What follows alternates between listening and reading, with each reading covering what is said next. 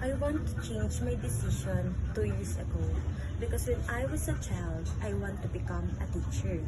But the people around me says that being teacher is hard because you're going to study for the rest of your life. So when the entrance exam came in TSU, I didn't choose education. I chose another course and the result, I failed. Supposedly, I was in my third year college now.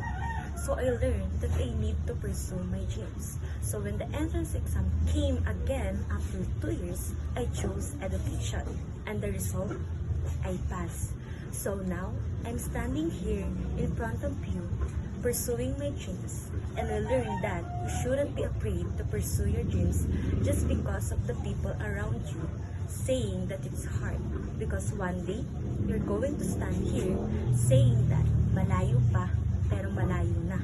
Kinaya ko at kakayanin ko pa. Dahil ang buhay ay hindi